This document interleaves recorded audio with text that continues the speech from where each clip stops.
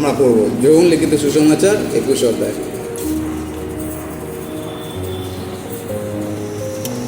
আমরা পড়ব 1 থেকে 14 পদ পর্যন্ত। আমি পড়ছি, আপনারা শুনবেন। লেখা আছে, তৎপরে যীশু তিবিরিয়া সমুদ্রের তীরে আবার শিষ্যদের নিকটে আপনাকে প্রকাশ করিলেন, আর তিনি এই রূপ আপনাকে প্রকাশ করিলেন। সিমন পিতর, থোমা যাহাকে দিদুম বলে, গালিলের কান্না নিবাসী নথনেল, শিবদিয়ের 2 পুত্র এবং তাঁর শিষ্যদের মধ্যে আর 2 জন ইহারা একত্র ছিলেন। সিমন পিতর তাহাদিগকে বলিলেন, আমি মাছ ধরিতে যাই। তাহারা তাহাকে বলিলেন, আমরাও তোমার সঙ্গে যাই। তাহারা বাহির হইয়া গিয়া নৌকায় উঠিলেন, আর সেই রাত্রিতে কিছু ধরিতে পারিলেন না। পরে প্রভাত হইয়া আসিতেছে, এমন সময় যীশু তীরে দাঁড়াইলেন। তথাপি শিষ্যেরা চিনিতে পারিলেন না যে তিনি যীশু। যীশু তাহাদিগকে কহিলেন, বৎসেরা, তোমাদের নিকট কিছু খাবার আছে? তাহারা উত্তর করিলেন, না। তখন তিনি তাহাদিগকে কহিলেন, নৌকার দক্ষিণ পার্শ্বে জাল ফেলো, পাইবে। অতএব তাহারা জাল ফেলিলেন, এবং এত মাছ পড়িল যে তাহারা আর তাহা টানিয়া তুলিতে পারিলেন না। অতএব যীশু যাহাকে প্রেম করিতেন সেই শিষ্য পিতরকে বলিলেন, উনি প্রভু। তাহাতে উনি প্রভু এই কথা শুনিয়া সিমন পিতর দেহে কাপড় জড়াইলেন, কেননা তিনি উলঙ্গ ছিলেন, এবং সমুদ্রে ঝাঁপ দিয়া পড়িলেন। কিন্তু অন্য শিষ্যেরা মাছে পূর্ণ জাল টানিতে টানিতে ছোট নৌকাতে করিয়া আসিলেন, কেননা তাঁরা স্থল হইতে দূরে ছিলেন না, অনুমান 200 হস্ত অন্তর ছিলেন। স্থলে উঠিয়া তাহারা দেখেন কয়লার আগুন রইয়াছে, এবং তার উপরে মাছ আর রুটি রইয়াছে। যীশু তাহাদিগকে বলিলেন, যে মাছ এখন ধরিলে তার কিছু আনো। সিমন পিতর উঠিয়া জাল স্থানে টানিয়া তুলিলেন, তাহা 153টা বড় মাছে পূর্ণ ছিল, আর এত মাছও জাল ছিঁড়িল না। যীশু তাহাদিগকে বলিলেন, আইসো, আহার করো। তখন শিষ্যদের কাহারও এমন সাহস হইল না যে তাহাকে জিজ্ঞাসা করেন, আপনি কে? তাঁরা জানিতেন যে তিনি প্রভু। যীশু আসিয়া ওই রুটি লইয়া তাহাদিগকে দিলেন, আর এই রূপে মাছও দিলেন। মৃতদের মধ্যে হইতে উঠিলে পর যীশু এখন এই 3য় বার আপন শিষ্যদিগকে দর্শন দিলেন। আসলে আমরা প্রার্থনা করি। মঙ্গলময় সর্বস্ত পিতা ঈশ্বর, বাণীগণের সদাপ্রভু, তোমাকে ধন্যবাদ দিই তোমার বিশ্বস্ততা, তোমার অনুগ্রহের জন্য। তোমাকে ধন্যবাদ দিই তোমার বাক্যের জন্য, যার দ্বারা তুমি প্রত্যেকটা দিন আমাদেরকে সঞ্জীবিত উজ্জীবিত করো। তোমার এই বাক্যকে তুমি আশীর্বাদ করো, যেন আমরা সেটা বুঝতে পারি এবং সেই অনুযায়ী যেন জীবনযাপন করতে পারি। প্রার্থনা প্রভু যিশুর নামে চাই, আমেন। আর এই অংশটা আমাদের কতজনের পরিচিত আছে? সবার পরিচিত, না? আন্টির মুখ দেখে বোঝা যাচ্ছে সবার পরিচিত আছে, কারণ ছোটোবেলা থেকে এই গল্পটা বা এই ঘটনাটা আমরা শুনে আসছি, আর এটা অতি পরিচিত একটা অংশ আছে। আর সেখান থেকে আমরা কয়েকটা বিষয় আজকে দেখব। তো প্রথমে যদি আমরা ছোটোভাবে বলি ব্যাপারটা কী হচ্ছে, এখানে যেটা হচ্ছে সেটা হচ্ছে প্রভু যিশু মরে গেলেন, কবরে গেলেন, আবার পুনরুত্থিত হলেন, বেঁচে ওঠার পরে। এটা হচ্ছে 3 নম্বর ঘটনা, 14 পদে লেখা আছে। আর এই 3 নম্বর ঘটনা যেটা হচ্ছে সেটা কি? সেটা হচ্ছে এখানে কয়েকজনের নাম লেখা আছে। একজনের নাম লেখা আছে সিমন পিতর, থোমা যাহাকে দিদুম বলে, গালিলের কানা নিবাসী নথনেল, এবং শিবদিয়ের 2 পুত্র। আর শিবদিয়ের 2 পুত্রের নাম কি? যাকব এবং জোন। আর এরা সবাই মাছ ধরতে গেল, আর যখন মাছ ধরতে গেল সারা রাত কিছু পেল না। আর তারপরে প্রভু যিশু আসলেন, বললেন, তোমরা ডান দিকে জাল ফেলো, তোমরা পাইবে। আর তারপরে তারা জাল ফেললো। এই ঘটনাটা আমরা সবাই জানি। আর এই জানা ঘটনা থেকে আজকে আমরা কয়েকটা বিষয় আমরা দেখবো। আসলে বাইবেলটা খোলা রাখবেন, কারণ কি প্রত্যেকটা লেখা অক্ষর থেকে আমরা নতুন কিছু আজকে বের করার চেষ্টা করব। প্রথম যে বিষয়টা দেখব সেটা হচ্ছে, এখানে আছে যিশু মারা গেলেন, কবরে গেলেন, আবার বেঁচে উঠলেন, আর তারপরে কিছুটা সময় যেন পশ। আর তারপরে এখানে আছে সিমন এবং তার সঙ্গে আর কয়েকজন। সিমন বললো, আমি মাছ ধরতে যাচ্ছি। আর তার সঙ্গে আরও যারা ছিল তারা বললো, আমরা তোমার সঙ্গে মাছ ধরতে যাই। আর তারা মাছ ধরতে চলে গেল। এটা আমরা সবাই জানি।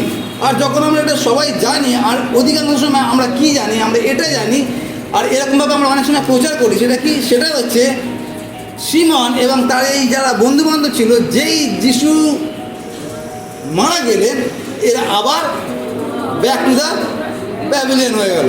এটা আমরা প্রচার করি বা এটা আমরা জানি, কিন্তু এই জানাটা যথার্থ জানা নয়। কেন যথার্থ জানা নয়? তার কারণ আপনারা যদি এরকম প্রচার কখনো শুনেছেন যে পিতর এবং তার বন্ধুরা প্রভু যিশুকে ভুলে গিয়েছিল, আবার তারা পুরনো জীবনে ফিরে গিয়েছিল, ওটা পুরোপুরি ভুল। থিওলজি ওটা আমাদেরকে শেখায় না। আমাদেরকে থিওলজি যেটা শেখায় সেটা আজকে আমরা দেখবো। সেটা কী আছে?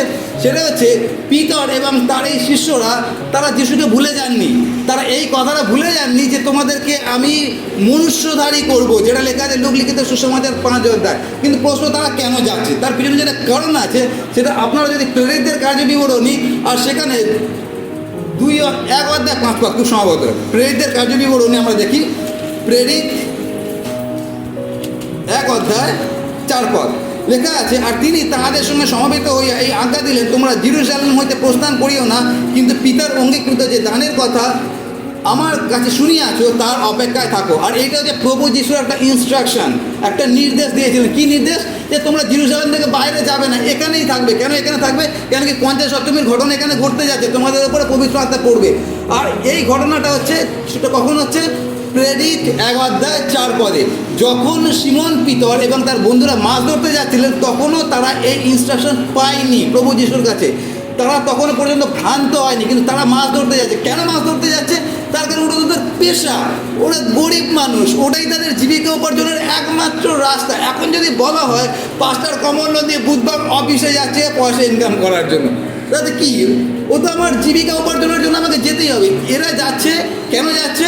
ওরা যিশুকে বলেননি, যিশুর কথা বলেননি, ওদেরকে সুসমাচার প্রচার করতে হবে সেই দায়িত্ব ওরা বলেননি। কিন্তু ওরা যেটা যাচ্ছেন, কেন যাচ্ছেন? সেটা আমাদের প্রয়োজনটা কি, আমাদের যে কাজটা আছে সেই কাজটা করতে পারে। এটাকে পৌল খুব সুন্দরভাবে বুঝেছেন। পৌল সুসমাচার প্রচার করতেন, তার সঙ্গে তাঁবুও তিনি বানাতেন। তো এরা যে কাজটা করছিল কোনো ভুল কাজ করছিল না, তারা একেবারে ঠিক কাজ করছিল। আর এটা আমরা কীভাবে বুঝতে পারি? কীভাবে আপনারাই বা বুঝতে পারবেন যে প্রচারগুলো শুনেছেন যে পিতর ভুলে গিয়েছিল আর তারপরে আবার যিশুকে ছেড়ে মাছ ধরতে গেল, সেই প্রচারটা ঠিক বা আমি যেটা বলছি সেটা ঠিক, আপনারা কী করে বুঝবেন? আমি বলছি বলেই আপনারা বিশ্বাস করবেন না। বাইবেল কি বলে সেটা আমাদেরকে দেখতে হবে। আর সেই জন্য দেখুন বাইবেল কি বলছে, লেখা আছে, আমরা চলে যাই যোন তার 21 অধ্যায়, আর সেখানে 5 পদ পড়ুন কি লেখা আছে। যোন 21 অধ্যায় 5 পদ কি লেখা আছে? হ্যাঁ, কি লেখা আছে? বৎসেরা লেখা আছে না? বৎসেরা। আর তারপরে কি তোমাদের কাছে কিছু খাবার আছে।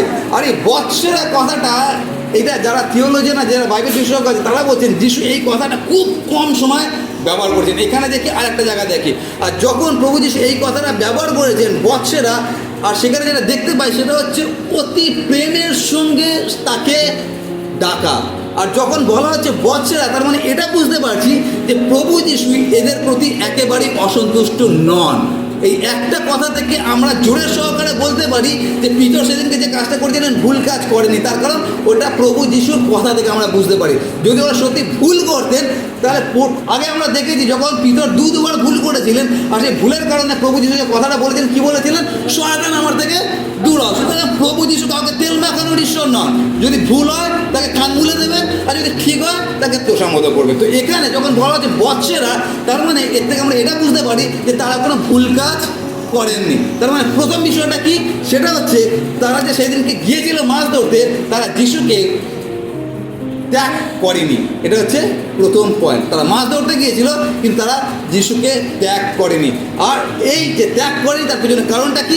সেটা হচ্ছে তারা তখনও পর্যন্ত প্রভু যিশুর কাছ থেকে কোনো নির্দেশ পাননি। তো নির্দেশ যখন পাননি, আর অনেকে এই কথাটাকে এরকমভাবে বলেছে যে পিতর এমন একটা লোক ছিলেন, তার মধ্যে অলসতা বলে কোনো জিনিস ছিল না। শুধু পিতর না, পিতরের সঙ্গে আরও যারা ছিলেন, কেন যে মাছুরেদের মধ্যে একটা জিনিস দেখবেন, ওদের মধ্যে অলসতা জিনিসটা খুব কম থাকে। কেন অলস যদি হয় সে মাছুরে হতে পারবে না, কারণ ওদের যে গাদার খাটনি হয়, কোনো সাধারণ মানুষ ওই খাটনি খাটতে পারবে না। তো অনেকে এইভাবে বলছেন যে পিতর এমন একটা লোক যে শুধু শুধু ঘরে বসে থাকবে, সেইটা সে কখনো করতে পারে না। আমাকে কিছু একটা করতে হবে, কাজ করতে হবে, সেটা সুসমাচার প্রচারও বা মাছ ধরাও। তো যেহেতু এখনো সুসমাচারের প্রচারের কাজ প্রভু আমাকে দেননি, আমি অপেক্ষায় রয়েছি, তো কেন না আমি মাছ ধরতে যাই। আর সেই উদ্দেশ্যে তারা মাছ ধরতে গিয়েছে। শুধু প্রথম যেটা পয়েন্ট সেটা কি? সেটা হচ্ছে এই যে তারা প্রভু যিশুকে প্রত্যাখ্যান করেননি, তারা সুসমাচারের কাজকে প্রত্যাখ্যান করেনি। কিন্তু তারা কেন গেছে? তার কারণ তারা গরিব, সেই জন্য গেছে। তারা কেন গেছে? তারা এখনো পর্যন্ত প্রভু যিশু থেকে কোনো নির্দেশ পায়নি, সেই জন্য তারা গেছে ওই সময়টাকে যাতে একটা কার্যকারী সময় ব্যবহার করতে পারে। কারণ কি আমরা অনেক সময় বাংলা একটা কথা বলি না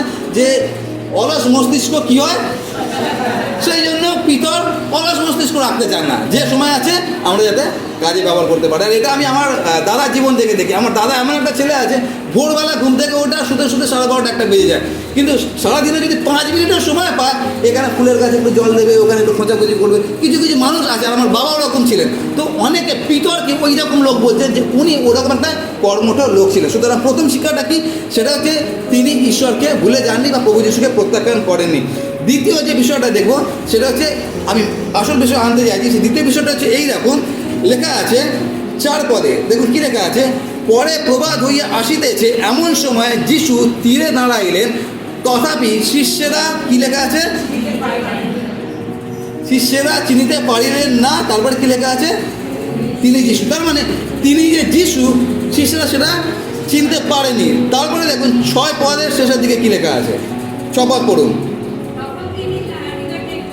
হ্যাঁ হ্যাঁ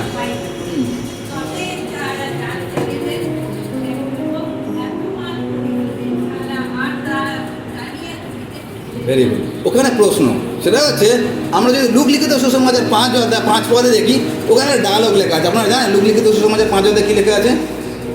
সেখানে একই ঘটনা লেখা আছে।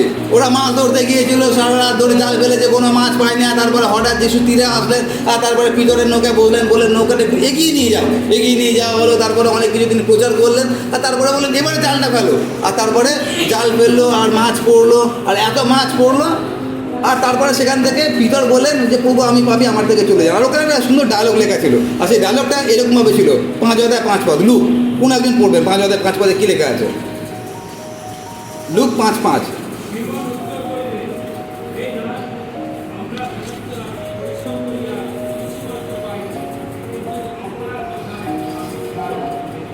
ওখানে প্রভু যিশু বলছে তুমি জাল ফেলো। আর তারপরে পিতরের উত্তর কি? হে নাথ, সারা রাত আমরা জাল ফেলেছি, আর আমরা ছোটোবেলা থেকে মাছ ধরছি, আমরা জানি ফুট দেখলে বুঝতে পারি কী মাছে ফুট দিচ্ছে। আমরা সারা রাত জাল ফেলেছি, একটাও পাইনি, তথাপি যেহেতু তুমি বলছো সেই জন্য আমি জাল ফেলবো। আর ওই সময় কিন্তু পিতর জানতেন না যে এই যীশুখ্রিস্ট সেই যীশুখ্রিস্ট যে কুশের করে মরবে, যে কবরে যাবে, যে বেঁচে উঠবে, তার মানে ঈশ্বর বলে জানতেন না। কিন্তু তার সাথে একটা মানুষ সামনে বসেছিল, সুন্দর সুন্দর কথা বলছিল। তারপরে যখন যিশু বললে তুমি জাল ফেলো, আর তারপর পিতরের ডায়লগ ছিল আমরা সারা জাল ফেলেছি, কিন্তু যেহেতু তুমি বলছো আমি জাল ফেলবো। এই একই ঘটনা পুনরাবৃত্তি যিশুর পুনরুত্থানের পরে করছে। আর এখানে যেটা আছে সেটা লেখা আছে, তারা এখনো পর্যন্ত কেউ বুঝতে পারেনি যে এই লোকটা কে তীরে দাঁড়িয়ে আছে, যিশু কে তারা কেউ চিনতে পারেনি। যদি চিনতেই পারেনি, তাহলে একটা অচেনা লোকের কথা জাল ফেলার মানেটা কী হলো? এখন ধরুন আমাকে এসে যদি কোনো একটা ছোটো বাচ্চা কীভাবে প্রচার করতে হয় শেখায়, তাহলে আমি তার কথা শুনবো? আরে বাবরে, আমার টাকে চুল পড়ে গেল, এত বছর ধরে প্রচার করছি, এখন তুমি একটা ইয়ার দিলে তুমি আমাকে প্রচার করতেও শেখাবে? এখানে পিতর এবং যারা আছে তারা পোড় খাওয়া জেলে আছে। কোনো একজন তীর থেকে বললো তোমরা ডান দিকে জাল ফেলো। কেন শুনবো আমি? তুমি কে আছো তোমার কথা আমি শুনতে যাবো? লুক লিখিত সুসমাচার 5 অধ্যায়ের লোকটাকে দেখা যাচ্ছে সামনে বসে আছে, নীল নীল চোখ ছিল কিনা জানি না, কিন্তু একটা লোক বসে আছে, তার কথা শুনতে পারি। কিন্তু এখানে একটা লোক আছে তীরে আছে, অথচ সে বললো তারপর জাল ফেললো কেন? আর এর পিছনে একটা বড়ো কারণ আছে, যেটা আমি বুঝি বা আমি বুঝেছি। সেটা হচ্ছে অনেক সময় কী হয়, আমার যে আরেকটা যে মণ্ডলী আছে, ওই মণ্ডলীতে প্রচুর লোক, আমাদের প্রত্যেক রবিবার কোনো না কোনো নতুন লোক সেখানে আসে। আর যে নতুন লোকরা আসে তারা কেউ বিশ্বাসী লোক না, মানে অন্য বিশ্বাস থেকে সেখানে আসে। কেন আসে? যখন আমাদের সব কিছু শেষ হয়ে যায় আর তারপর তারা আমার কাছে আসে। কেন আসে? আর তাদের একটাই ডায়লগ, সেটা কি? সেটা হচ্ছে একটা লেটেস্ট ঘটনা বলি। সেটা হচ্ছে একটা মহিলা আসলেন তার স্বামীকে নিয়ে, আর তখন স্বামীকে নিয়ে আসলেন, আর তিনি বললেন আজকে আপনাদের এখানে এসেছি, তার কারণটা কি? তার কারণ আমার স্বামী হচ্ছে প্যারালাইটিক পেশেন্ট, তার স্পাইনাল কর্ড ভাঙা আছে। তো আমরা যত হাসপাতাল আছে প্রত্যেক হাসপাতালে গেছি, যত কিছু আছে, যত মন্দির আছে, যা কিছু আছে সব জায়গায় আমরা আমাদের মাথা ঠুকে এসেছি, কিন্তু সব জায়গায় রেজাল্ট 0 হয়েছে। আর তারপরে আমরা শুনতে পেরেছি যে এখানে একটা ছোটো মণ্ডলী আছে যেখানে নাকি প্রার্থনা করলে সব সুস্থ হয়, আর সেই জন্য আমি এখানে এসেছি। আমি যেটা বলতে চাইছি সেটা হচ্ছে অনেক সময় মানুষ কী করে, সব যখন চেষ্টা করে নেয়, দেওয়ালে পিঠ ঠেকে গেছে, আর কিছু করার নেই, আর তারপরে তারা একজনের নাম শুনে যিশু। হতে পারে যিশুর কাছে গেলে সুস্থ হয়তো হতে পারে সে বিজাতীয় ঈশ্বর আছে, তাকে যদি আমি গ্রহণ করি আমার ধর্ম পরিত্যাগ হয়ে যাবে। কিন্তু একটা ট্রাই মেরে দেখি। কেন ট্রাই মেরে দেখি? কেন কি আমার স্বামী অসুস্থ, যদি শুনে নেয় সুস্থ তো হবে, আর যদি না শুনে তাহলে তো ঠিকই আছে, আবার আমি ফিরে আসবো। অনেক মানুষ প্রভুর কাছে আসে প্রভুকে না জেনে। কেন আসে? তার কারণ যা কিছু চেষ্টা করার করে নিয়েছি, জগতে যা কিছু ট্রাই করার করে নিয়েছি, কিন্তু তারপরেও দেখেছি রেজাল্ট 0। আর তারপরে একজনের নাম শুনেছি, তার নাম হচ্ছে যীশু খ্রিস্ট, আর শুনেছি তার কাছে গেলে নাকি সুস্থ হতে পারি। আর আমাদের মণ্ডলীতে অনেকে এসে সুস্থ হয়, সুস্থ হওয়ার পরে যেটা হয় তারা আবার গুড বাই করে নিজের জায়গায় চলে যায়। আমি যেটা বলতে চাইছি, এরা সেই দিনকে প্রভু যিশুকে চিনতে পারেনি কে, কিন্তু তা সত্ত্বেও তারা জাল ফেললেন। তার কারণটা কি? যখন একজন বলছে একটা ট্রাই করে তো দেখি, অসুবিধা কী আছে, সারা রাত তো 10 বার জাল ফেলেছি, আরেকবার ফেলি, যদি পাই ভালো, যদি না পাই ঠিকই আছে, একবার চেষ্টা করতে অসুবিধা কী আছে। ওরা পজিটিভলি করেছিল, কিন্তু আমরা অনেক সময় এটা নেগেটিভলি করি। আমরা যখন চারিদিকে সব কিছু চেষ্টা করি, কোথাও কিছু হয় না, তারপরে শেষে আমরা প্রভুর কাছে আসি আর প্রভু আমাদেরকে উত্তর দেন। আর সেই জন্য আমি যেটা বলছি সেটা হচ্ছে এই যে দ্বিতীয় নাম্বার, সেটা কি, সেটা হচ্ছে আমরা অনেক সময় যিশুকে না জেনে যিশুকে অনুসরণ করি, যিশুকে না জেনে তার কথা আমরা অনুসরণ করি। এটা কীরকমভাবে, সেটা হচ্ছে 2013 সালে আমি একটা কোনো মণ্ডলীতে প্রচার করতে গেছিলাম। এখানে লেখা আছে 2013 সাল, আমার স্মৃতিশক্তি তো ভালো নয়, লেখা আছে বলে বলছি। তো 2013 সালে কোনো একটা জায়গায় আমি প্রচার করতে গিয়েছিলাম। আর যখন আমি প্রচার করতে গিয়েছিলাম আর সেখানে আমি প্রচার করলাম যে যিশু আপনাদেরকে অনেক ভালোবাসে, যিশু আপনার জন্য নিজের প্রাণ দিয়েছে, যিশু বলেছেন তুমি তোমার নিজের প্রতিবেশীকে প্রেম করো, আর এরকম অনেক কথা বললাম। আর যেদিনকে আমি ওইখানে প্রচার করতে গেছিলাম সেখানে একটা ছেলে পরিচালনা করছিল। তো যেই ছেলেটা ইয়াং ছেলে, সে পরিচালনা করছিল। আর তারপরে আমি প্রচার করলাম, আর প্রচার করে এসে তারপরে আমি যখন নামলাম, সেই ছেলেটা আমার কাছে আসলো। আর সে হচ্ছে ওই মণ্ডলেরই একজন, কারণ কি সে পরিচালনা করছিল। সে আমাকে বললো, প্রদীপবাবু আপনি যে কথাগুলো বললেন, কিন্তু এগুলো কি মেনে নেওয়া সম্ভব? আমি বললাম কোন কথা? তখনও আমার প্রচার থেকে একটা কথা উল্লেখ করে নিয়ে আসলো। সেই কথাটা কি আমি প্রচারে বলেছিলাম, সেটা কি বলেছিলাম যে যদি আমরা যিশুর পিছনে যদি যেতে চাই বা যিশুকে যদি অনুসরণ করতে চাই, আমাদের একটা জিনিস মাথায় রাখতে হবে, সেটা কি, সেটা হচ্ছে সমস্যা আমাদের প্রত্যেক দিনের সঙ্গে। তার কারণ ওটা আমার কথা, ওটা যিশুর কথা। কারণ যিশু বলেছে যদি তোমরা আমার পশ্চাৎ আসিতে চাও তাহলে নিজেকে অস্বীকার করো, নিজের ক্রুশ তুলে না, প্রত্যেক দিন আমাদের ক্রুশ তুলতে হবে। আর সেই জন্য আমি বলেছিলাম যে যদি আপনার জীবনে কোনো সমস্যা নেই, এরকম আমি বলেছিলাম, যদি আপনার জীবনে কোনো সমস্যা নেই তার মানে হচ্ছে আপনি সঠিকভাবে ঈশ্বরের পথে নেই। কেন কি, যদি আপনি সঠিকভাবে ঈশ্বরের পথে থাকেন, আমি গ্যারান্টি দিচ্ছি, কেন কি ওটা প্রভুর কথা, যে আপনার জীবনে সমস্যা থাকবেই থাকবে। আর এই কথাটা ওই ইয়াং ছেলে হজম করতে পারেনি। তার কারণটা কি, সে অনেক দিন ধরে মণ্ডলীতে আসে, সে আমাকে বলছে আমরা প্রভু যিশুর কাছে এসেছি, মণ্ডলীতে এসে প্রভু যিশুকে জেনেছি, তাকে বিশ্বাস করেছি, উদ্দেশ্য একটাই, যেন সমস্যা থেকে রেহাই পেতে পারি। আপনি তো উল্টো গল্প শোনাচ্ছেন, তাহলে ব্যাপারটা কী হলো?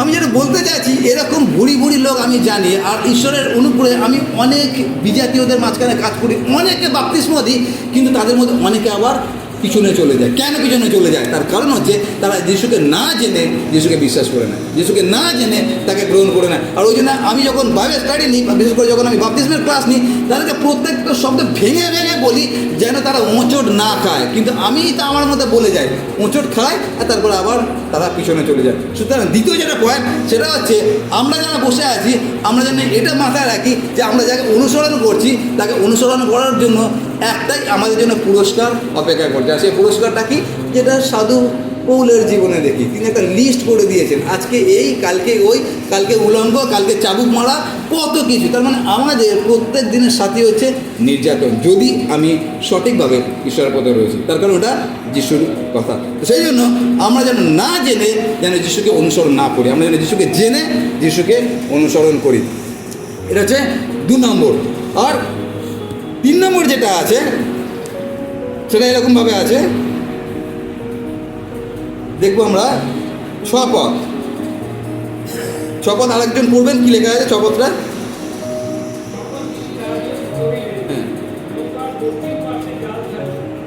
কি লেখা আছে? নৌকার দক্ষিণ পার্শ্বে জাল ফেলো পাইবে।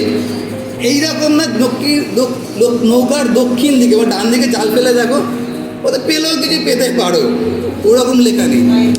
দক্ষিণ দিকে জাল ফেলো পাইবে, তার মানে কনফার্ম, নিশ্চিত। কী করে নিশ্চিত হয়? কোনো একটা সময় আমার মা আছে, আমার মায়ের একবার শরীর খারাপ হলো। আর আপনারা সবাই জানেন আমি যে পরিবার থেকে আসছি, তো আমার মায়ের একবার শরীর খারাপ হলো। আর যখন শরীর খারাপ হলো, আমরা অনেক ডাক্তারকে দেখিয়েছি, কোনো কিছুতে কিছু হচ্ছিল না, কেন ওটা একটা সাইকিয়াট্রিক সমস্যা ছিল, মানসিক একটা কোনো সমস্যা ছিল। তো অনেক ডাক্তারের কাছে নিয়ে গেছিলাম, কোনো কিছুতে কাজ করছিল না। তখন আমার ছোটো মামা আসলেন আমাদের বাড়িতে। আর আমার ছোটো মামা হচ্ছে আশ্রমের সাধু। আমার ছোটো মামা, আপনারা যদি মেটাগুড়ির ওদিকে যান, ওদিকে একটা সমাজবাড়ি বলে একটা জায়গা আছে, তো ওখানে একটা বড়ো আশ্রম আছে। সেই আশ্রমের যে হেড সাধু হচ্ছে আমার মামা আছে। তো আমার মামা আসলেন আমাদের বাড়িতে, আর এসে আমাদেরকে একটা উপদেশ দিয়ে গেলেন। উপদেশটা কি? তিনি একটা সাধুর কথা বললেন, যেই সাধু ওনার খুব পরিচিত, আর সেই সাধু যে নুঙ্গিতে থাকে। তো আমাকে ওই পরিচয় দিয়ে গেলেন, আর তারপরে আমাকে বললেন যে তুই তোর মাকে ওখানে নিয়ে যা, ওখানে নিয়ে গেলে তোর মা সুস্থ হবে। কেন কি এইটা কোনো রোগ ব্যাধি দেখে না, এইটা মন্দ আত্মায় হয়েছে, আর সেই জন্য তুই ওখানে নিয়ে যাবি, ওই বাবা তোর মাকে সুস্থ করে দেবে। আর আমাকে সব অ্যাড্রেস দিয়ে দেওয়া হলো, আর আমাকে বারবার করে বলো তুই কিন্তু ওখানেই যাবি। আর আমি ছোটোবেলা থেকে এইসব জিনিসে অতটা বিশ্বাস করি না, আর তখন আমি প্রভুকে জানতামও না। কিন্তু তা সত্ত্বেও যেহেতু আমার মা, একবার নিয়ে গিয়ে দেখি যদি কিছু হয়, যেরকম চিনতে পারিনি যিশুকে, তা একবার দেখি। এটা আমাদের সঙ্গে যারা আমরা অন্য বিশ্বাস থেকে আসি না, যখন কোনো কিছু পাওয়ার থাকে তখন আমরা এই জিনিসটা ভুলে যাই, ধর্ম চেঞ্জ করছি। বুঝতে পেরেছি আমি কী বলছি? যখন কোনো কিছু পাওয়ার থাকে তখন আমরা এই গোড়ামিটা ভুলে যাই যে আমার ধর্ম চেঞ্জ করছি। তো আমার ক্ষেত্রে ওরকম ছিল। তো সেই জন্য যখন মামা বলেছে ঠিক আছে একবার গিয়ে দেখে সাধু বাবার কাছে যাই, যদি সুস্থ হয়, তো তারপরে আমি একদিন ওখানে নিয়ে গেলাম। আর যখন নিয়ে গেলাম দেখলাম একটা ছোট্ট ঘর, আর সেখানে দেখলাম অনেক লাইন পড়ে আছে, আর অনেকে সেখানে বসে আছে, কিন্তু আমাদেরকে একটু আগে জায়গা দিয়ে দেওয়া হলো। তার কারণটা কি? তার কারণ আমার মামা হচ্ছে আশ্রমের মেন সাধু, সে পাঠিয়ে দেয়, VIP ব্যাপার আছে, তো পাঠানো হলো। আর আমরা সবার আগে গিয়ে বসলাম, আর পিছনে আরও লোকে বসলো, আর আমাদের সামনে একটা সাধু বসে আছে। আর সাধুকে আপনারা দেখলেই বুঝতে পারবেন, ও ক্লাস 4 পর্যন্ত হয়তো পড়াশোনা করেনি, কেন কথাবার্তার সঙ্গে তো বোঝা যায়। তো সে বসে আছে, আর তারপরে তার সামনে অনেকগুলো মাথার খুলি টুলি রাখা আছে, তারপরে হাড় রাখা আছে। আর একটা কথা এখানে, সেটা হচ্ছে তখনও পর্যন্ত মোবাইল ফোন ওঠেনি। এই কথাটা মাথায় রাখবেন, কেন আমি বলছি, তখন পর্যন্ত মোবাইল ফোন কিন্তু ওঠেনি তখনকার দিনে। তো আমি খুঁজতে গিয়েছিলাম, আর তারপরে ওই বাবার কাছে বসলাম, আর তারপরে বাবাকে বললাম আমার মায়ের ব্যাপারে যে এই ঘটনা। তো বললো ঠিক আছে, কোনো চিন্তা করার কিছু নেই, বসতে বললো। তো আমি বসলাম, আমার মা বসলো, আর তারপরে ওই বাবা কী করলো, একটা হাড্ডি নিল, এই হাড্ডিটা খুব সম্ভবত হাড্ডিটা নিল, আর এখানে একটা মাথার খুলি ছিল, হাড্ডিটা নিল, টাক করে মারলো, মেরে, হ্যাঁ মা এখানে একজন এসছে, তার এইরকম সমস্যা, কী করবো? আচ্ছা ওই গাছের ডালটা, আচ্ছা ঠিক আছে ওই গাছ, আচ্ছা ঠিক আছে মা দিয়ে দিচ্ছি। ফোন এখন আবিষ্কার হয়েছে, ওই সাধু কতদিন আগে ডাইরেক্ট ফোন করতে ঈশ্বরকে, হ্যাঁ ডাইরেক্ট কানেকশন, যেটা আমরা কিছুদিন একটা মুভিতে দেখেছিলাম। আর যখন মুভিতে এসছে এটা অনেক পরে এসছে, পিকে তো মানে পরে এসছে, ওটা আমি অভিজ্ঞতা করেছি যখন আমি একদম ইয়াং ছিলাম। আর আমার মায়ের জন্য সেখানে ফোন করা হলো, আর ফোনে সব বলে দিল কোন গাছের ডাল কতবার খাওয়াতে হবে। আর আমি এমনি তখন নাস্তিক ছিলাম, এইসব বিশ্বাস করতাম না। ভাবুন আমার তখন মাথার মধ্যে কী চলছে, কিন্তু কিছু করার নেই, আমার মা যদি সুস্থ হয়। আর তারপরে আমার মাকে ডাল কেটে দেওয়া হলো, তারপরে আমার মা পুরো সুস্থ হবে, কেন অত তো সুস্থ হয় না। তারপরে একটা ডাক্তারের কাছে নিয়ে গেলাম, ডাক্তার নারায়ণা, তিনি সুস্থ করলেন। আমি এটা বলতে চাইছি, সেটা হচ্ছে এই জগতে এরকম অনেক মা বাবা আছে আমাদেরকে ঠকানোর জন্য। কেউ হাড্ডি দিয়ে ফোন করে ঠকাবে, আর তো ওরা অনেক কিছু করে ঠকাবে। কিন্তু আমরা যারা আছি, আমরা যারা প্রভুর লোক আছি, আমরা এমন ঈশ্বরকে অনুসরণ করি যে আমাদেরকে ঠকায় না। তিনি যখন বলেছেন তুমি জাল ফেলো পাবে, তুমি পাবে। তিনি যখন বলেছেন পাখিদের দিকে দৃষ্টি করো, তারা বনেও না কাটেও না, গোলে করে সঞ্চয় করে না, তোমাদের স্বর্গস্থ পিতা তোমাদেরকে দেবেন, তিনি দেবেন। কিন্তু আমাদের প্রবলেমটা যেটা হয়, সেটা কী হয় জানেন, ওই বিশ্বাসটাই আমরা করতে পারি না। আর এটা হচ্ছে সব থেকে ভয়ানক জিনিস আছে। আর সেই জন্য এখানে এটা লেখা আছে, তিনি বললেন তোমরা ডান দিকে জাল ফেলো, তোমরা পাবে। আজকে ঈশ্বর আপনাকে যা কিছু করতে বলছেন, অনেক সময় ওটা মনে হতে পারে যে একটা অবাস্তব কথাবার্তা, কিন্তু যদি আপনাকে ঈশ্বর বলছেন, ওটা হতে পারে আপনার মনের মতো হচ্ছে না, আপনি যেটা চাইছেন সেটা হচ্ছে না, কিন্তু তাও ঈশ্বর আপনাকে বলছেন তুমি ওটা করো। আপনি ক্লান্ত হয়ে গেছেন, তাও ঈশ্বর বলছে তুমি ওটা করো। তার কারণটা কি, যখন আমরা ওটা করবো ওটা 100% হবে। আর এটা হচ্ছে আমাদের জন্য একটা বড় শিক্ষা, যে আমাদের ঈশ্বর এমন এক ঈশ্বর আছে, যেটা করতে বলেছেন যদি আমরা সেটা করি তাহলে সেটা 100% হবে। কিন্তু আমাদের সঙ্গে কেন হয় না, তারপর হতে পারে আমরা হয়তো সেটা করছি না, আর সেই জন্য হয়তো হচ্ছে না। সেই জন্য এটা 3 নম্বর পয়েন্টটা কি, সেটা হচ্ছে এই যে তোমরা ডান দিকে জাল ফেলো, তোমরা পাবে। আর সেখানে পেতে পারো বা না পেতে পারো, এরকম কোনো ঘটনা নেই। আর তারপরে আমরা চলে যাব 4 নম্বর পয়েন্টে। 4 নম্বর পয়েন্টটা যেটা আছে সেটা দেখি, 7 নম্বর পদ কী লেখা আছে, কোনো একজন পড়বে।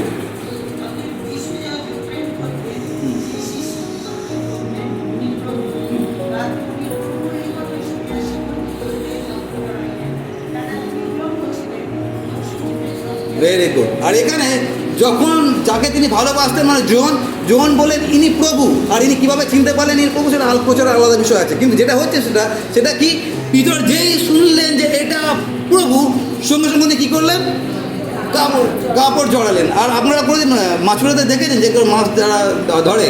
আপনাদের হয়তো অনেকের অভিজ্ঞতা আছে, আর আমার তো এগুলো তরতাজা অভিজ্ঞতা, কারণ আমি গ্রামে কাজ করি। তো ওরা একটা ওই যেটাকে আমরা ন্যাঙ্গট বলি, ন্যাঙ্গট মধ্যে পড়ে, আর ওপরে কিছু পড়ে না। কেন কি উপরে কিছু না পড়ার কিছু না একটা বড় কারণ কি, সাঁতার কাটতে অসুবিধা, অনেক সমস্যা আছে, তো ওরা ওপরে কিছু পড়ে না। তো এখানে উলঙ্গ মানে পুরোপুরি উলঙ্গ না, কিন্তু ও ন্যাঙ্গট পড়ে আছে, খালি ওপরে কভারটা নেই। যেই শুনতে পেলেন এটা প্রভু, সবার আগে পিতর যেটা করলেন, কি করলেন? কেন কেন আমরা কোনো একটা সময় দেখি একজন আসলেন এদন উদ্যানে, আর তারপরে বললেন, আদম আদম তুমি কোথায়? কে বলেছিল সেটা? ঈশ্বর। আদম এবং হাওয়া সেদিনকে লুকিয়েছিল। কেন লুকিয়েছিল? তার কারণ তাদের বিবেক দংশন করেছিল যে ওই ঈশ্বরের সামনে আমি কী করে উলঙ্গ অবস্থায় যেতে পারি। আজকে পিতর একটা জিনিস সঙ্গে সঙ্গে তার মাথায় স্ট্রাইক করলো, সেটা কি? সেটা হচ্ছে আমি যে অবস্থায় রয়েছি, এই অবস্থা আমার বন্ধুদের সঙ্গে থাকতে পারি, এই অবস্থা অন্য মাছুরাদের সঙ্গে থাকতে পারি, কিন্তু এই অবস্থায় আমি আমার প্রভুর সামনে থাকতে পারি না। কেন কি আমার সামনে যে দাঁড়িয়ে আছেন সে যে পৃথিবীর সবথেকে সম্মানীয় একজন, তিনি হচ্ছেন আমার প্রভু, যিনি আমাকে মাছুরে বানিয়েছেন, মাছ ধরা মাছুরে বানিয়েছেন। সেই প্রভু আমার সামনে যখন দাঁড়িয়ে আছে, আমি কি করে উলঙ্গ থাকতে পারি? এটা হচ্ছে শারীরিক উলঙ্গতার কথা বলা হচ্ছে। কিন্তু আমরা যদি দেখি খ্রিস্টান সমাজে ছোট বড় কম বেশি প্রত্যেকের মধ্যে আত্মিক উলঙ্গতা আমরা কেউ বাদ নেই। আমাদের প্রত্যেকের মধ্যে কম বেশি আত্মিক উলঙ্গতা আছে, কিন্তু সেই আত্মিক উলঙ্গতা নিয়েও আমরা ঈশ্বরের সামনে নির্ভীকভাবে দাঁড়িয়ে আছি। কী করে হচ্ছে ব্যাপারটা? আমি যেটা বলতে চাইছি, আমরা যেন ব্যাক টু দ্য প্যাভিলিয়ন আবার ফিরে যাই, আদিতে যেন ফিরে যায়। সেটা কি? পিতরের জীবন থেকে যেটা দেখি সেটা হচ্ছে, পিতর যখন দেখলেন, আমরা যদি লুক লিখিত সুসমাচার 5 অধ্যায় সেখানে পড়বেন, সেখানে যখন দেখতে পারো যে মাছ অনেক উঠেছে, তখন পিতর বলেছিল, প্রভু আমি পাপী, আমার থেকে চলে যান। আজকে যে ঘটনাটা ঘটছে সেটা সঙ্গে সঙ্গে তার নগ্নতাটা রাখছে। তার কারণটা কি? তার কারণ আমার সামনে যে দাঁড়িয়ে আছে সে সেই প্রভু না যার সঙ্গে আমার কথা হয়েছিল লুক লিখিত সুসমাচার 5 অধ্যায়। কারণ কি সেটা একটা মানুষ ভেবেছিলাম, কিন্তু আজকে যার সামনে দাঁড়িয়ে আছি সে আমার চোখের সামনে মরেছিলেন, সে কবরে গিয়েছিলেন, তাকে আমি বেঁচে উঠতে দেখেছি, কবর শূন্য দেখেছি। আর সেই প্রভু আজকে যখন আমার সামনে দাঁড়িয়ে আছে, কী করে আমি তার সামনে উলঙ্গ থাকতে পারি? আজকে আমাদের অনেকের মধ্যে সে আত্মিক উলঙ্গতা আছে। আমাদের কাছে প্রশ্ন, কী করে আমরা সেই ঈশ্বরের সামনে আত্মিক উলঙ্গতা নিয়ে আসতে পারি? আর এই আত্মিক উলঙ্গতা এমন একটা বিষয় আছে যেটা আমি গতবারে প্রচার করেছিলাম, আমাদেরকে এই জগতে দেব অন্ধ করে রেখেছে। আমরা বুঝতেও পারছি না যে আমরা আত্মিকভাবে কতটা উলঙ্গ আছি। আর সেই জন্য আমরা যেন আমাদের আত্মিক উলঙ্গতাকে যেন ঢাকি প্রভুর সামনে আসার আগে। আর তারপরে আমি জাম্প করছি, কেন কি আমার সময় খুব কম আছে। তো যেটা 4 নম্বর যেটা পয়েন্ট দেখলাম, সেটা কি? সেটা হচ্ছে আত্মিক উলঙ্গতা ঢাকা। আর তারপরে যেটা আছে সেটা হচ্ছে আজকের দিনের জন্য আমি এনেছি যে সবথেকে ইম্পর্টেন্ট জিনিস আছে, সেটা লেখা আছে। আমরা চলে যাই 12 পদে। কী লেখা আছে? কয়েকজন পড়বেন 12 পদ।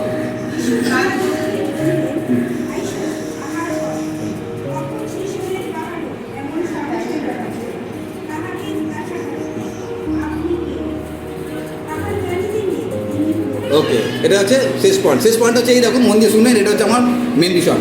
সেটা হচ্ছে এরা সারা রাত মাছ ধরতে গেছে, সারা রাত জাল ফেলেছে, একটাও মাছ পায়নি। আর একটাও মাছ যখন পায়নি তখন তারা জাল ধুচ্ছে। আপনারা কতজন সাঁতার কাটেন? কতজন আপনারা সাঁতার কাটেন? সাঁতার মানে ভালো মতো সাঁতার কাটেন। যারা সাঁতার কাটেন আপনারা জানেন, যখন আমরা সাঁতার কাটি, যদি 1 ঘন্টা সাঁতার কেটে জল থেকে উঠি, বডি কাঁপে। কারণ তো কতজনের অভিজ্ঞতা হয়েছে? তার কারণ আমি হচ্ছি সাঁতারও ছিলাম, আমার সাঁতার হচ্ছে সব থেকে বড়ো, আমার নেশা হচ্ছে সাঁতারের, দ্বিতীয়তে জিম করতাম। তো সাঁতার কেটে যখন আমরা 1 থেকে 1.5 ঘন্টা যখন সাঁতার কেটে উঠতাম, তখন আমাদের বডিটা কাঁপতো। তার কারণ সাঁতারে এতটা এনার্জি নষ্ট হয় যে তারপরে আর শরীরে কিছু থাকে না। যারা মাছুরে আছে তারা সারা যে পরিশ্রমটা করে, তারপরে তাদের শরীরে আর কোনো বল থাকে না। তাদের মনে হয় এবার যদি একটু শুতে পারি। সেই রকম একটা পরিস্থিতিতে তারা সমুদ্রের পাড়ে আছে, তাদের পরিবার তাদের সঙ্গে নেই, পরিবার অনেক দূরে আছে, পরিবারের কেউ অত জানেও না যে তাদের মানসিক এবং শারীরিকভাবে তারা কতটা বিপর্যস্ত অবস্থা আছে। কারণ তারা বাড়িতে আছে, তারা হয়তো এটা ভাবছে যে আমার স্বামী আজকে মাছ ধরতে গেছে, মাছ নিয়ে আসবে, তারপর আমরা বাড়িতে রান্না করবো। ছোটো মেয়ে হয়তো বলেছিল, বাবা যখন ফিরবে আমার জন্য একটা চকলেট কিনে নিয়ে আসো। ছেলে হয়তো বলেছিল, আমার জন্য একটা কাঠি লজেন্স কিনে নিয়ে আসো। কিন্তু একটাও মাছ পায়নি, মানসিকভাবে পুরো সে শেষ হয়ে গেছে। আর অন্যদিক থেকে সে শারীরিকভাবেও পুরোপুরি বিপর্যস্ত। সেই রকম একটা সময় পিতর এবং তার যারা বন্ধুরা আছে তারা জাল ধুচ্ছে বা কিছু একটা করছে নৌকার মধ্যে। আর তারপরে এখানে লেখা আছে একজন পাড়ে বসে আছে। আপনারা যদি পড়ে দেখেন, সেখানে লেখা আছে কয়লার আগুনে তাদের জন্য মাছ রোস্ট করে বসে আছে, আসো আহার করো। এটা হচ্ছে আমাদের প্রভু। আমাদের পরিবার অনেক সময় জানে না যে আমরা কোন পরিস্থিতির মধ্যে দিয়ে যাই, শারীরিক, মানসিক এবং আর্থিকভাবে, কিন্তু একজন জানেন, সে হচ্ছে আপনার প্রভু, আমার প্রভু। আর সেই জন্য দাউদ বলেছেন, আমার যে গানটা করি, আমার রাখাল প্রভু ঘুমান না, আমার কিসের ভাবনা। আর সেই প্রভু আপনার প্রভু, সেই প্রভু আমার প্রভু, যখন আপনি শারীরিক দিক থেকে, মানসিক দিক থেকে, সব দিক থেকে যখন বিপর্যস্ত, তখন আপনার প্রভু আপনার জন্য বিশ্রাম রেডি করে বসে আছেন। আর ওই জন্য প্রভু যিশু বলেছেন, এই পরিশ্রান্ত ভারাক্রান্ত লোক সকল আমার নিকটে আইসো, আমি তোমাদিগকে বিশ্রাম দিব। আজকে আমরা এখানে যতজন বসে আছি, আমাদের প্রত্যেকেরই বিশ্রামের দরকার আছে। আর সেই বিশ্রাম অলরেডি প্রস্তুত করে রাখা আছে। কারণ কি, এখানে আমরা দেখতে পাচ্ছি শিষ্যরা মাছ ধরছে, কিন্তু তাদের প্রভু তাদের জন্য ব্রেকফাস্ট রেডি করে বসে আছে। এর থেকে বড় প্রেম আর আমরা কি দেখতে পারি? অনেক সময় আমাদের যারা স্ত্রী আছে, যারা স্বামী আছে, এই ঘটনাগুলো অনেক সময় আমরা নাও দেখতে পারি। যদি স্বামী স্ত্রীর মধ্যে ঝগড়া হয়, সবার আগে যেটা হয়, আর আমরা এখানে যারা হাজব্যান্ড আছে, যারা স্বামীরা আছে, আমরা স্ত্রীদেরকে কেন ভয় করি? তার পিছনে একটা বড় কারণ, যদি ঝগড়া করি বাবা রান্না বান্না করেন। এখানে এমন একজনের কথা লেখা আছে, তার সঙ্গে আমি ঝগড়া করি, যাই করি, দুর্ব্যবহার করি, কিন্তু তিনি আমার প্রয়োজন মেটাতে কখন পিছু পাওয়ান না। তার শিষ্যরা কষ্ট করছে, তার প্রভু তাদের জন্য রেডি হয়ে বসে আছেন। আর তারপরে যেটা আরও ইম্পর্টেন্ট জিনিস দেখি, এখানে লেখা আছে, দেখুন, যিশু তাহাদিগকে বলিলেন, আইসো আহার করো। তখন শিষ্যদের কাহারও এমন সাহস হইল না যে তাহাকে জিজ্ঞাসা করেন, আপনি কে? তাহারা জানিতে যে তিনি প্রভু। আর যিশু আসিয়া, লেখা আছে, ওই রুটি লইয়া কি আছে, তাহাদিগকে দিলেন। তার মানে তিনি শুধুমাত্র তাদের জন্য ব্রেকফাস্ট রান্না করে রেডি করে বসে নেই, তিনি তাদেরকে সার্ভিংও করে দিচ্ছে। আর এটা এরকম না যে তখনকার দিনে জোম্যাটো, সুইগিতে অর্ডার করে দিয়েছিল আর বলে তোমাদের জন্য খাবার চলে আসে, সেটাও না। নিজের হাতে কয়লার আগুনে সেকেছে মাছটাকে, তৈরি করেছে। কেন? যাতে আমার শিষ্যরা খেতে পারে। কেন? তারা পরিশ্রান্ত, তারা ভারাক্রান্ত, যেন তারা বিশ্রাম পায়। আর তারপরে নিজে সেটা পরিবেশন করছে। এর থেকে ভালো প্রভু আর আমরা কোথায় পেতে পারি? বাইবেলে লেখা আছে, আস্বাদন করিয়া দেখো সদাপ্রভু মঙ্গলময়। এর থেকে মঙ্গলময় ঈশ্বর আমরা আর কোথায় পেতে পারি? আর আমরা খুব ভালোভাবে জানি, যারা আমরা অন্য বিশ্বাস থেকে আসে, কারণ কি আমাদের কোথাও দেখিনি যে এরকম কোনো প্রভু হতে পারে যে আমাদের জন্য ব্রেকফাস্ট রেডি করে বসে থাকবে এবং তিনি নিজে আমাদেরকে সার্ভ করবে। কারণ কি আমরা যে প্রভুকে আমরা আরাধনা করতাম, তাদের জন্য আমাদেরকে খালি পায়ে হাঁটতে হতো, অনেক পরিশ্রম করতে হতো, অনেক কিছু করতে হতো। তারপরে হয়তো কোনো কারণে হয়তো তিনি যদি সন্তুষ্ট হন, তারপরে আশীর্বাদ করতে পারেন। কিন্তু এখানে পুরো উল্টো ঘটনা দেখি। আর আমরা যদি জগতের সিস্টেম দেখি, জগতের সিস্টেম হচ্ছে এইরকম, যখন মালিক খেতে বসে তার ছেলে মেয়েদেরকে নিয়ে, তখন যে চাকর আছে সে পরিবেশন করে। এটা আমাদের প্রত্যেকের সঙ্গে ঘটে। আর তারপরে যখন মালিকের সব খাওয়া দাওয়া হয়ে গেল, যদি একটা মাছের টুকরো বেঁচে গেল, একটা মাংসের টুকরো বেঁচে গেল, ডিমের কিছু অংশটা বেঁচে গেল, সকল কিছু নিয়ে যে কাজের লোক আছে সে রান্না করে চলে গেল, ফ্লোরের মধ্যে বসে সে আহার করলো। এটা হচ্ছে জগতের সিস্টেম।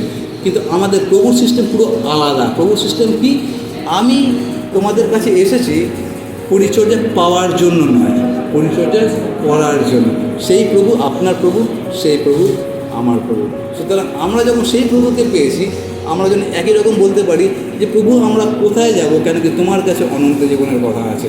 তোমার মতো প্রভু আমরা পৃথিবীতে আর কাউকে আমরা পেতে পারি না। আর সেই প্রভু হচ্ছে আপনার প্রভু, সেই প্রভু হচ্ছে আমার প্রভু। সেই জন্য এই কটা পয়েন্ট আমরা অবশ্যই মনে রাখবো। প্রথম পয়েন্ট আমি কি বলেছিলাম?